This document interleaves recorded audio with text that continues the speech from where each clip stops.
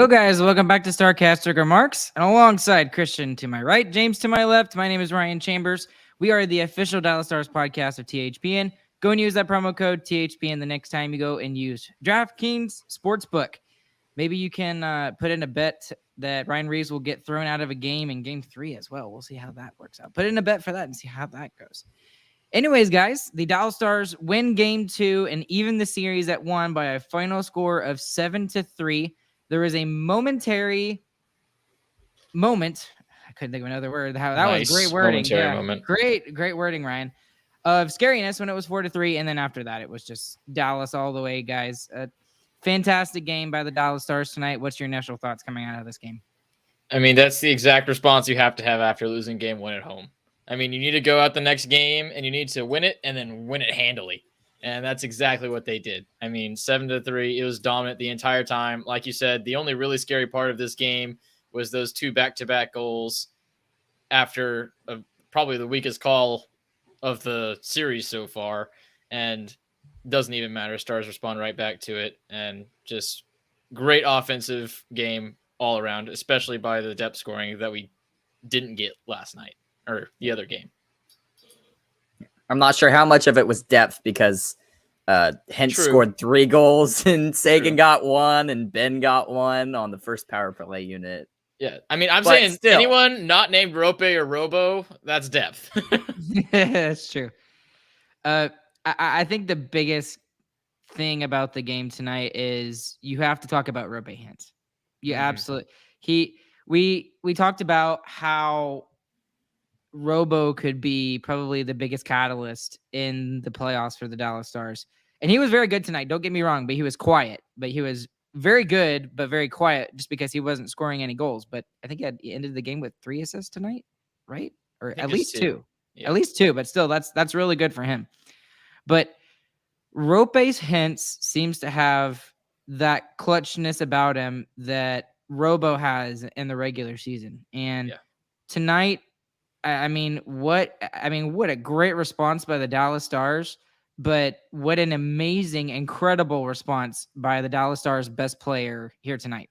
Yeah, I think that might have been Rope's Hintz best game of his career. I mean, given the circumstances in the playoffs, down 1 at home, I mean, hat trick for the cycle, shorthanded power play, and even strength. Dude was out of his mind. One of his best games ever. Makes me think about a long time ago when we were discussing Rope Hintz and whether he could be the Stars, like superstar, the elite player that we've been missing since pretty much, I don't know, Brad Richards when he had his 90-point season. This could be it, and maybe he defines himself, maybe not necessarily in the points that he scores in the regular season, but maybe he does it in a different way, and he's just the guy of the playoffs. He's the guy. So excellent game by Rope Hintz again. And I want to get back to the second goal in particular because I think it completely highlights how much of a 200-foot player he is. He did that all by himself. His second goal, or no, his first, was it the second goal? No, yeah, it was the second goal. It was the breakaway. Because it was in the defensive, that's true. It was in the defensive zone, and he just picks the pass off and takes it the other way and deposits it in the back of the net. And that right there shows you his defensive awareness that we've been talking about for at least 2 years now. And then obviously his speed and his offense ability is there on display too, all in that one play. And I think that shows how important he really is for the Dallas Stars and how much of a two-way game he plays. Absolutely. 100% agree. He was fantastic all night. I mean, we could talk about him the entire night because that's how good he was. He almost beat the Wild by himself. I want to get into a really big addition for the Dallas Stars. Well, 2 really big additions because they were both good tonight. Jim Nill is a genius. He goes out and gets Max Domi, and he gets out Evgeny Dodonov. Evgeny Dodonov comes here, and he gets traded for Denis Gurianov, who was doing nothing with the Stars. And he seems to be the perfect third person on that trio, on that Ben and Johnston line. I mean, he just seems to fit. He gets 2 goals tonight. He probably could have had 3. He had numerous other opportunities in the first period even. And he, again, was a huge part of the Dallas Stars game tonight. Absolutely agree. And especially that second line really needed to step up after last game. They had good chances last game. They didn't bury any of them. So very huge for that line in general, too, to get going. Yeah. Especially since we lose kind of that second line that we want with Pavelski being out. It great for them to step up to the challenge there. Yeah. That line, honestly, for me, was more the story of the game than Rope Hintz scoring a hat trick. I mean, yeah, Hintz scoring a hat trick's great, but that line looked really good in the first game, honestly. They looked really good, and they got nothing. They didn't score anything. In this game, they come around, and they get 2 even-strength goals. They get the first 2 even-strength goals of the series for us. Yep. Before we go further on that, I want to talk about Domi, too, because something that, I mean, I was a little I don't want to say upset. I was hoping for a little bit more offensive from him down the stretch towards the end of the season. But what I've seen in the first 2 games from Max Domi is that he is absolutely perfect for the playoffs. He's got skill, and he can probably pitch in a goal at a very key time for this team. But what's really showing right now is he's not willing to back down. I mean, he is keyword gritty for this team, and we've needed another guy that can kind of bully the other team, just like Jamie Benn does. I think Domi has found a role with this team that I think he could thrive in. And I mean, I know he gets sent off tonight on a game misconduct penalty, but he's been excellent for the Stars, and he's shown what he could do and why Jim Nill went out and got him in the first 2 games of the series so far. Yeah, it's good stepping up by Domi, and there's no coincidence why he's getting the match penalties. He's playing against the fourth line with Reeves on it, so obviously we're going to play that big line, Domi, Marchment, and Delandria, and that's just what's going to end up happening. So he does it well. I am going to bash a little bit. That line really needs to get scoring. I mean, if we're going to be the best team in the league, we're going to have 3 scoring lines, like we said. Even with Pavelski out, that line is still good enough to score goals, and they haven't been dangerous enough this series. But I think they can figure it out. And right now, if Domi is going to be distracting the entirety of the Minnesota Wild, I mean, that works too.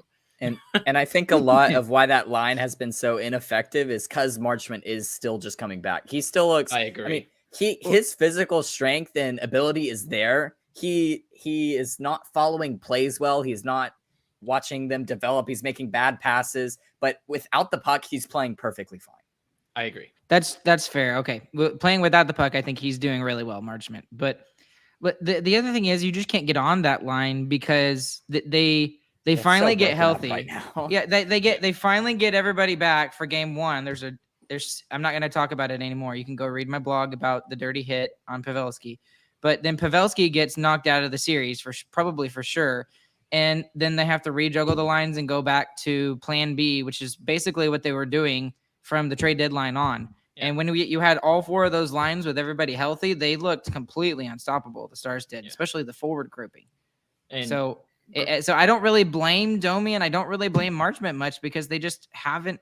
Marchment's coming back from an injury, like you said, and Domi has not had consistent line mates like Dodonov has or like Hintz has. And it's nice when you have somebody like Tyler Seguin to just kind of, hey, here you go. So he's a perfect guy to go in on that top line. And Marchment's also getting his chances. So like, I'm not too worried about it as the series is going to move along. It's a problem early, but I think once he finally, his mind catches up to the game speed, he'll be perfectly fine. I think he's going to start scoring again. And I agree with that. That is definitely my nitpicky statement of the night. And I'm thinking past this round even for that comment, but. And I want to get on. I want to get onto that. I don't want to think about the next. I don't care about the next series. I just want to. I agree. Absolutely. We need to take care of the one in front of us right now. Yes. Speaking of that, the great game by the Stars tonight. Absolutely wonderful. Best response you could have had. We're still behind. We don't have home ice advantage anymore. We're 1-1 going into Minnesota. If you'd ask Minnesota if they would take that, they would take that every single time. Yeah, that's exactly what you want when you start on the road. So they still got the job done. So Stars are still behind. Otter's going home, though.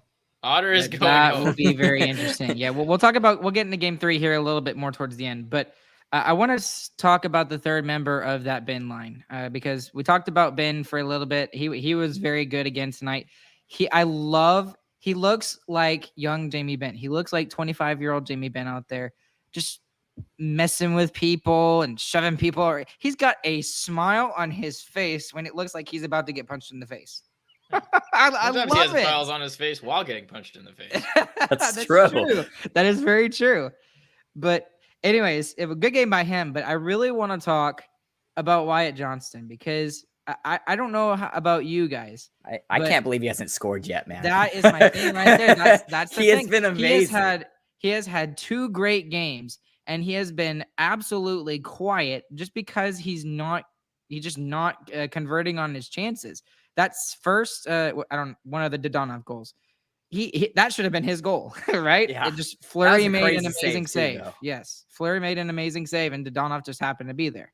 So he's doing everything right. He's a 19-year-old. I mean, this kid is. I've never seen anything like this kid. He may not be the flashiest player in the world, like the Madonna back in the late 80s or anything like that. But boy, can he play in just about every single situation you can think of. He can play on the power play. He started getting time on the penalty kill. He's been doing absolutely excellent.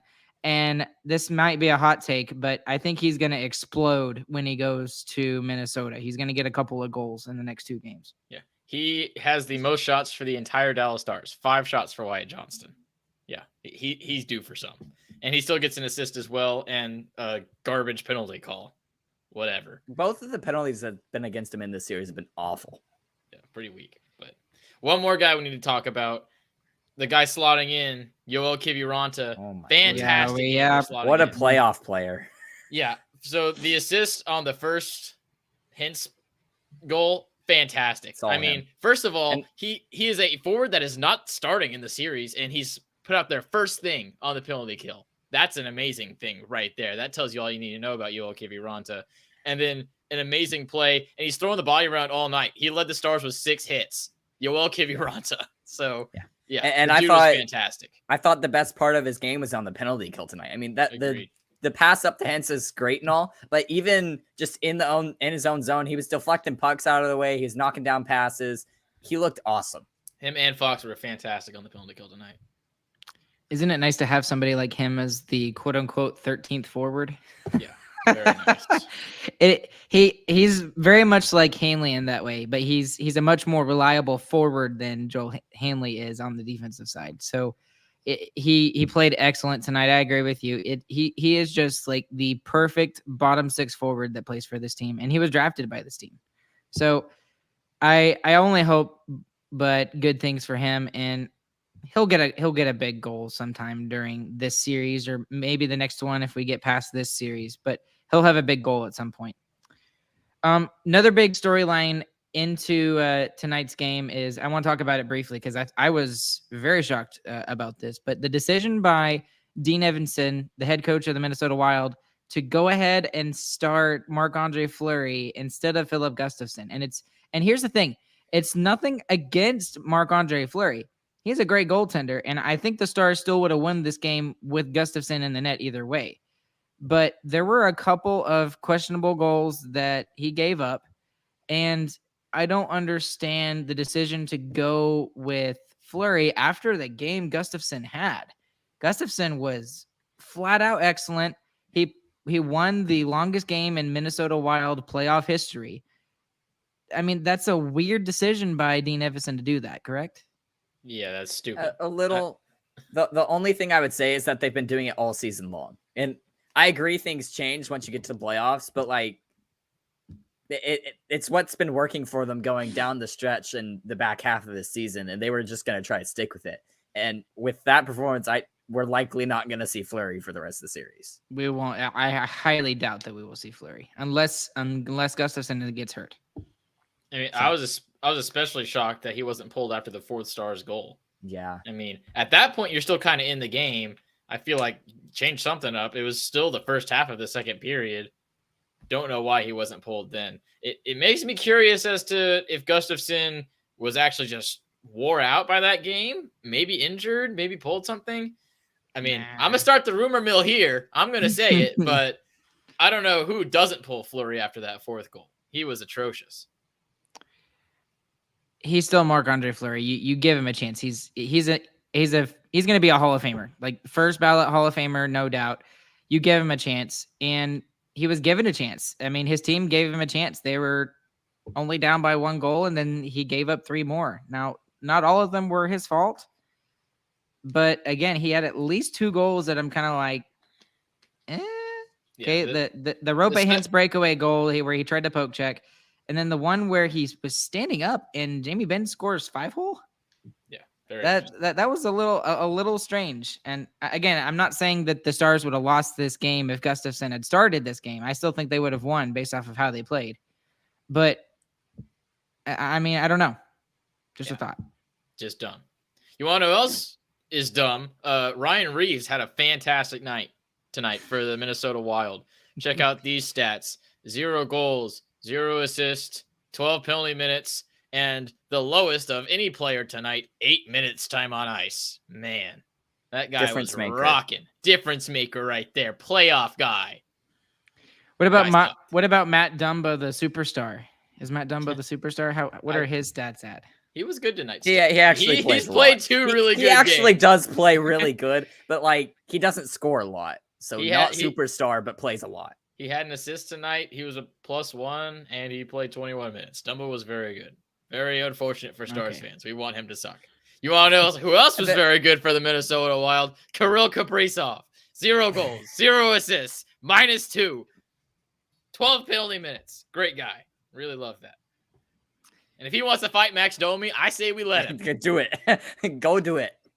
I don't care. So, I'm just surprised with the amount of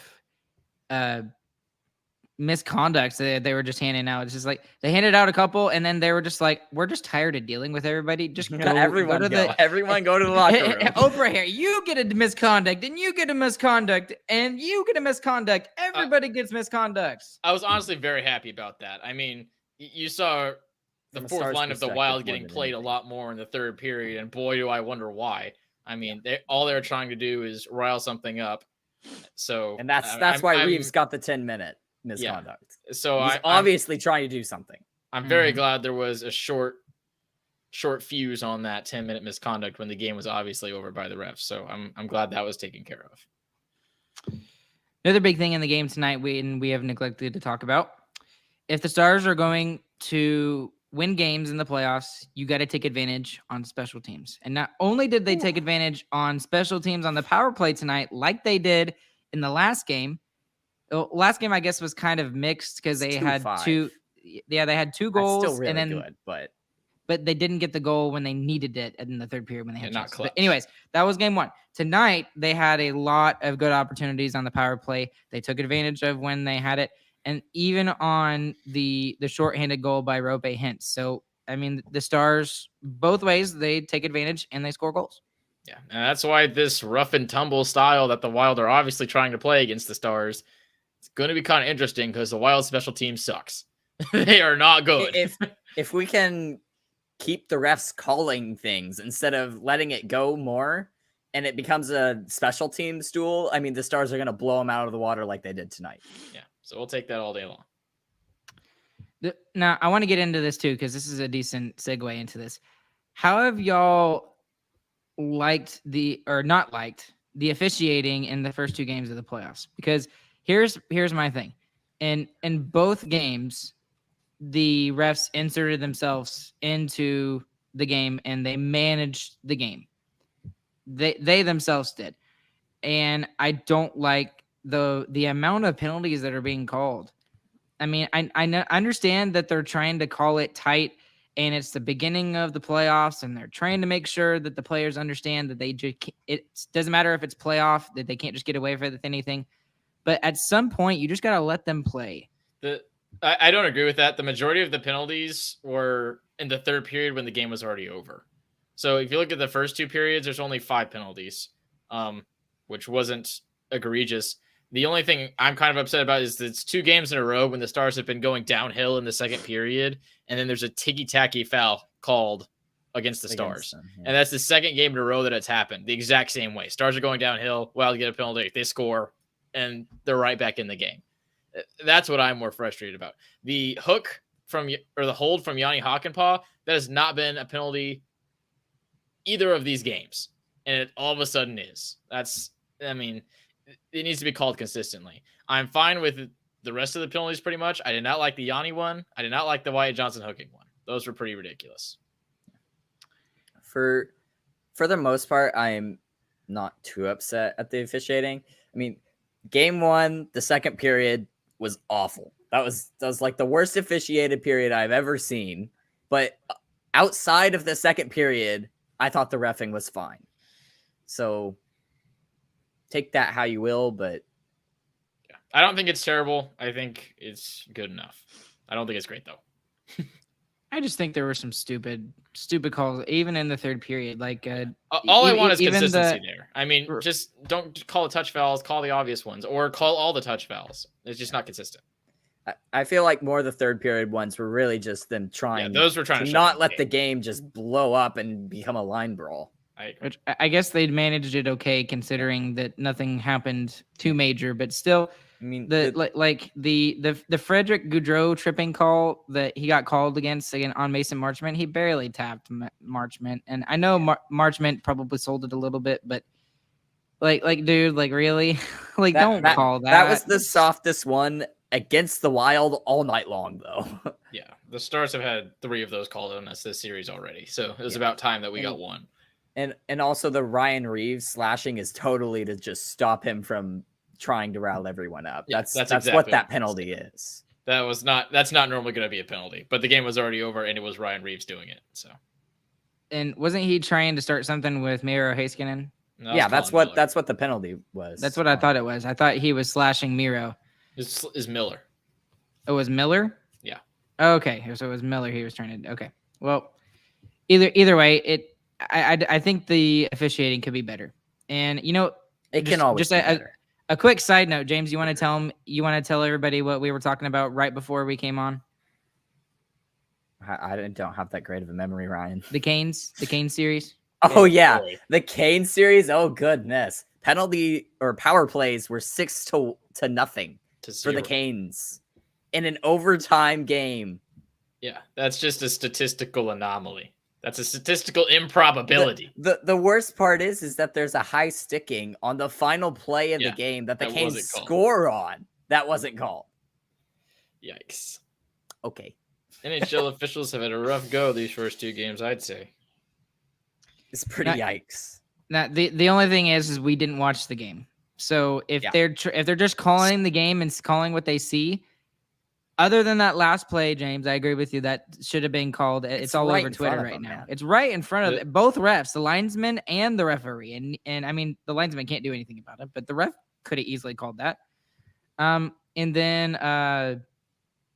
the likelihood that Carolina went the entire game without committing a penty is just right, especially with the style they play. That's what I said. That's what I said to Dad while I was sitting on the bench. It's like, I know the Carolina Hurricanes did not just play a perfectly clean, 70-minute game. I know that didn't happen. Chris, a closet Caniac, Eric saying, Canes are not getting past round 2, Chris, ... Yeah, I mean, they're only up 2-0 in the series. Why would we think they would get past the first round? Sure. Okay. Let's talk about Friday. Yep. I think we've talked about anything and everything we could with this game. So let's talk about Friday a little bit. What do we want to talk about specifically going into this hostile environment? Because it is, well, other than the cheering section for Jake Ottinger, which is probably going to be 2,000 strong.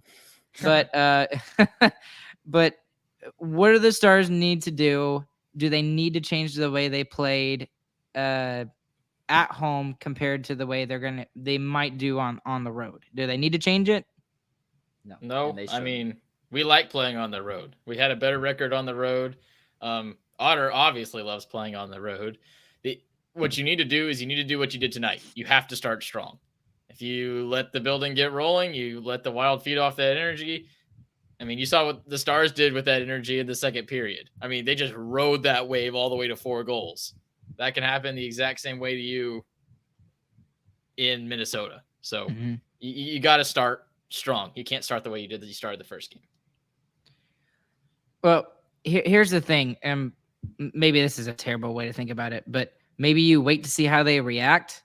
If they come out and they're extremely hesitant, like the Stars were in game one, because the first period, the Stars were very hesitant and had a lot of nerves and did not start the game well. That's probably why they lost the game in some part. But if they come out hesitant, Minnesota comes out hesitant, do the Stars jump on that, or do they wait to see how they do? And maybe if Minnesota is just going all full north towards Jake Ottinger, do they just try to suppress the storm and survive until the pressure kind of releases? No, that's a stupid idea no matter what. You should never let somebody else impose their will upon you. And that's not what the Wild are going to do anyway, though. That's not what their team does. They are very much supposed to be a defensive team. This game, obviously, we made them play our game all night long. I mean, game ends 7-3. So that's not how they want to play. They want to play the 3-2 game like on Monday night. For sure. Who's going to be the big player out of the game on Friday? Jake Ottinger. I agree. I think he's going to have to be the Stars' best player. He didn't get overtaxed today. He did make some really pretty good saves. Nothing monstrous like he did in game one. Game one, he was ridiculously good. But he does get the win tonight. And I really think he's going to have to be the Stars' best player in game 3 and in game 4 in order for them to have any chance of winning one or both of those games. I expect him to be anyway, though. Yeah, that's expected in my opinion. For forwards, I'll call out Robo. I think he's due for something coming. I think he's still trying to figure it out. I mean, remember, he's only played one playoff series before in his career. So he's still kind of figuring out what's going on. I think he's going to get it figured out. I think he watched Rope. I think more eyes are going to be drawn to Rope, and that's going to give some more room for Robo to do some magic. Yeah, and he definitely looked better in this one. I mean, he was doing a lot more of his little plays where he sets people up, he gets out of the zone. I mean, lots of little stuff like that we saw in this game that we did not see at all Monday night. Agreed. So, if I am understanding correctly, Rope Hintz, and I just checked this because someone over in the comment section asked about it. Rope Hintz is currently leading the NHL in points in the playoffs. He's got 5. Guess who's number 2? Probably Connor McDavid. Miro Heiskanen. Oh, right. Heiskanen had a big night. 4-point night. And crazy quiet, huge night. Yeah. And Rope is also currently leading the NHL in goal scoring right now. No surprise there. I hope so. I mean, you get a hat trick, you better. 4 goals in 2 games, guys. Anything else we need to talk about? I think that's it. Great game. I guess you still can't buy into the Wild's shenanigans. We did a good job of avoiding it for the most part in the first 2 periods. The third period, game was over. We'll throw our hands up, whatever. But you can't let Dumba and Reeves do their garbage stuff. You have to leave them alone. You have to go score goals. And that's what they did tonight. That's what Ben did tonight. We mentioned that specifically last podcast that Ben can't buy into it. He didn't do that. And he was fantastic. We might not even see Reeves in the next game. I mean, with only 8 minutes and 12 penalty minutes. Yeah, that's pretty bad. No, well, he's going to be in there. Coach looked pretty pissed too, so. I agree. He'll probably be in the game just because his name is Ryan Reeves, but man, he sucked. Oh, you know what? And shout out to Bally Sports Southwest. A very rare Bally Sports Southwest W here. James actually put this on, showed me this. It's a picture of Dean Evison. He was obviously hot and just trying to keep in his anger. And he's just looking around. And the tweet says, "Want to get away?" Oh, man. Very rare Bally Sports Southwest W. I'll give him a shout out when we can. So, okay. Anything else, guys? All good. Okay. Game starts again at 8:50 in Minnesota at the XL Energy Center. We will be live with you guys after the game, like always. And once again, we appreciate you guys listening. There are 32 people who are listening to this live right now. That is absolutely crazy. We appreciate you guys who are listening live. Those of you that are listening afterwards, we appreciate you too. Y'all are like the normal people who go to bed at a reasonable time. But we thank you guys as well. And if you like anything that you're hearing, please consider leaving a review anywhere you listen to your podcast. If you're watching on YouTube, comment, like, subscribe, all that jazz. And as always, if you'd like to support us in what we do, the best thing you can do, go to sarcasticremarksshop.com and buy some merch there. That's the best way to support us. By the way, I did not wear any jersey tonight like I did last night or on Monday night. I wore my Sarcastic Remarks shirt. We won. So guess what I'm going to wear on Friday? My Sarcastic Remarks shirt. So let's go Stars. Along with Chris and along with James, my name is Ryan. We'll catch you guys on the flip side.